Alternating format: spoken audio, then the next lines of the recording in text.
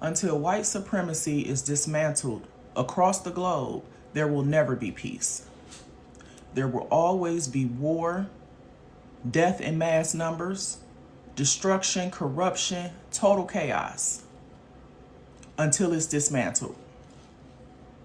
Mind you, they only make up 15% of the global population.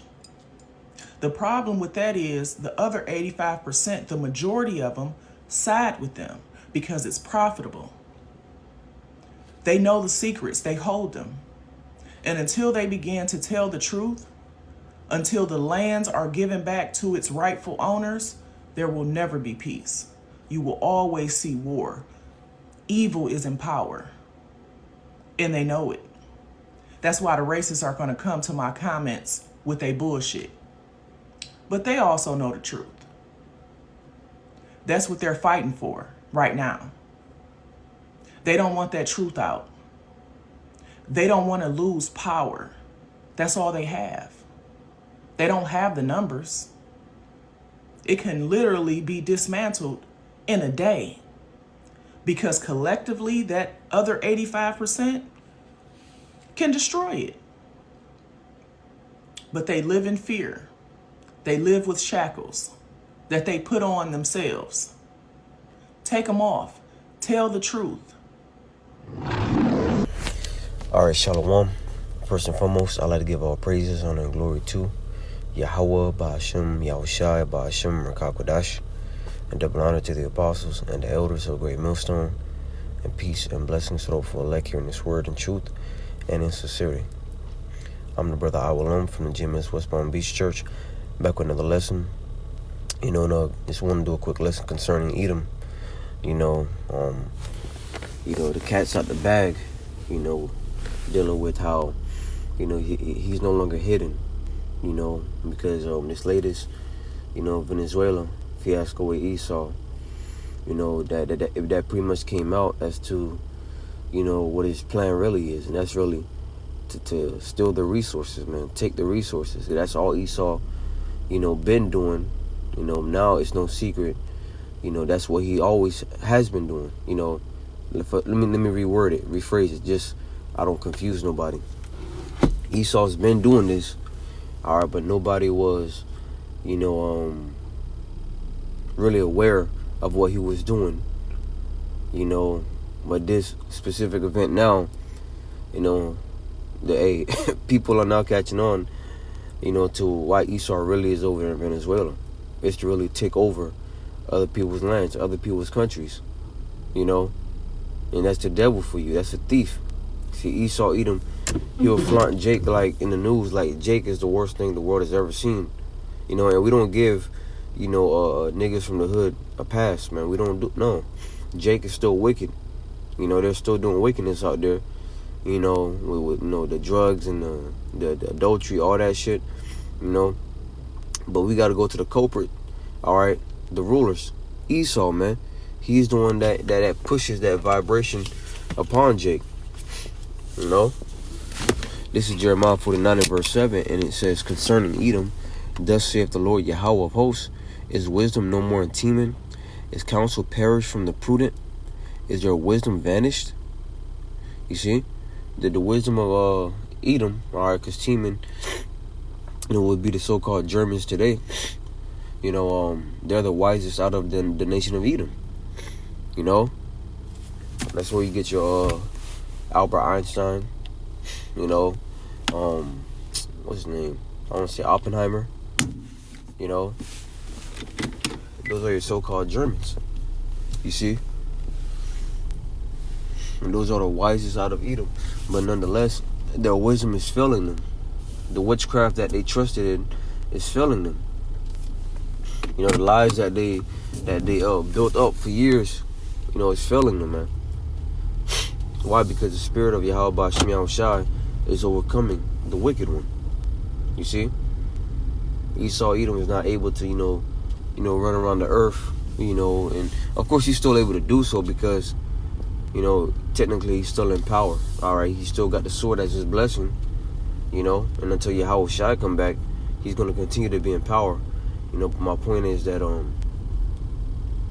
Esau, Edom, you know, he's not able to go around the world and creating narratives, believable narratives. He's still creating narratives, but really it's not really believable no more. when the truther can just come out, wait, let's go 5 minutes after something happens and say, this is what happens, you know, it's not really believable no more, you know. So, the cat's out the bag, man. He's losing. There's really nothing for him to do but to pull the sword. Draw the sword.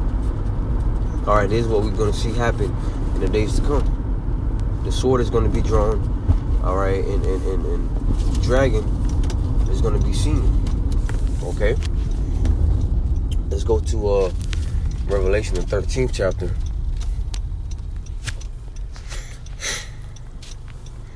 Revelation chapter 13, because Jake over there in Venezuela, they were celebrating that Maduro so-called got captured, you know, which, you know, hey, the world is a stage, man. Him getting captured, that could have, you know, more than likely been part of, you know, their little show. All right, but this is Revelation 13 and verse let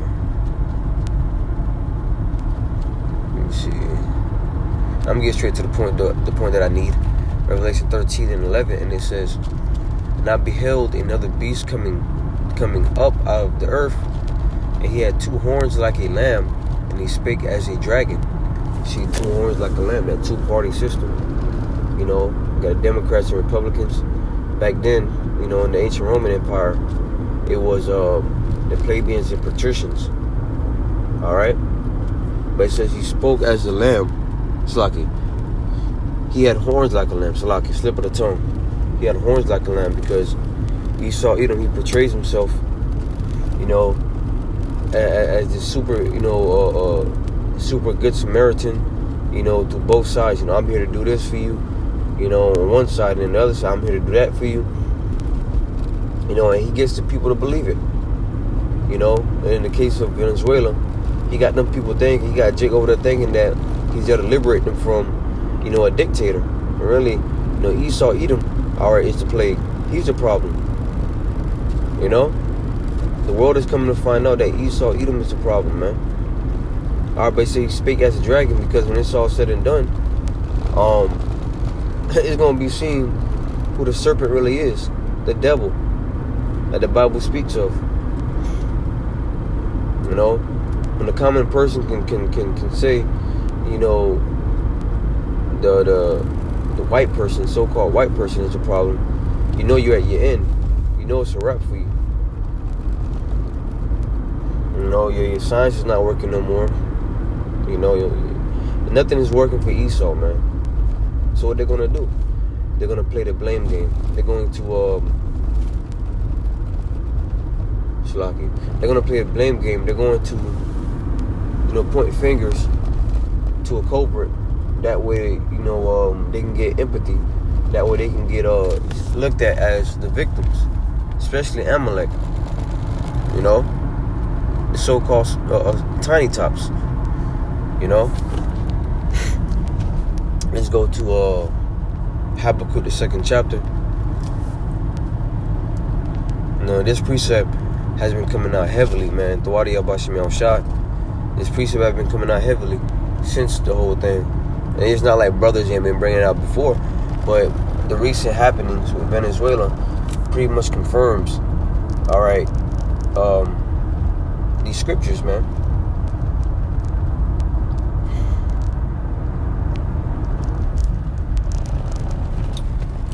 Habakkuk chapter 2, and if they don't believe it, let's say somebody don't believe the Bible or the scriptures and what they say, hey, for what if some do not believe?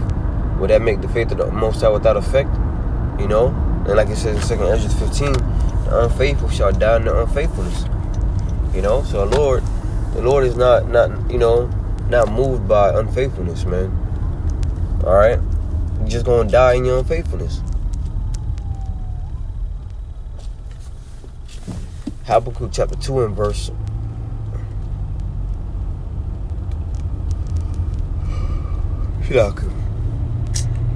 Slaki, man, Jake Yawner.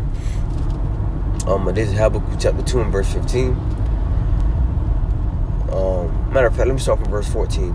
It says, "For the earth shall be filled with the knowledge of the glory of the Lord Yahweh Bashem Yahushai, as the waters cover the sea." Right. So when you go over a waterfront, all right, you see how the water is just covering, the landmass. Well, that's how the knowledge of the Lord is covering the earth. And it's pretty much nowhere for Esau to hide. When there's a covering over you, it's like it's overtaking you. And that's Esau. The truth is overtaking Esau's lies. So he really can't hide like he used to. And the truth has always been here. It's just that it was an appointed time for it to go worldwide.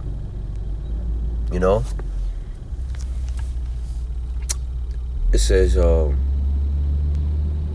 verse 15, "Woe unto him that giveth his neighbor drink, that putteth thy bottle to him, and maketh him drunken also." Slocky. It says, "That maketh him drunken also, that thou mayest look on their nakedness." And that's what Esau does. He'll go into another nation, another country, and bring his filth with him. All right, his filthy lifestyles. A key example is the HOMO lifestyle, right? Esau, Edom. He'll come into another nation, another country, and pretty much, bring that with him. Now you got the people, committing sodomy, complete filth. And guess what? Now they're open, Now they're open to all kinds of shit.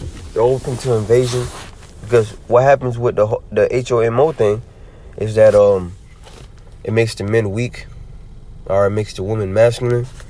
It puts everything out of order. So now, you're naked. You have no covering. So now Esau can come in, do what he got to do, take over. This man is a devil, man. Continuing on, verse 16. There are filled with shameful glory. Drink thou also, and let thy foreskin be uncovered. The cup of the Lord's right hand shall be turned unto thee, and shameful spewing shall be on thy glory. Right? Shameful spewing is on Esau's glory. They like the glory about how they took over America. How America was birthed. They like the glory about the different resources that they've stole. And concerning Venezuela, they're glorying how they captured the president. They're glorying how they captured the president. But shameful spewing is on his glory now. Esau's pride is going to an all-time high. Just like the Lord had lifted up Pharaoh, well, Esau's pride, is going up just so the Lord can, bring him down. All right. Let me see if I can find that other precept.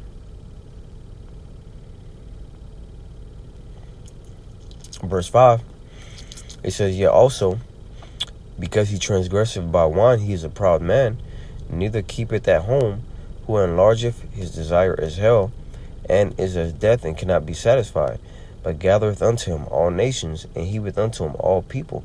You see, this is only talking about one nation of people, and that's so-called white people, man. All right, especially the elite. They transgress by wine. Wine going into philosophy, doctrine.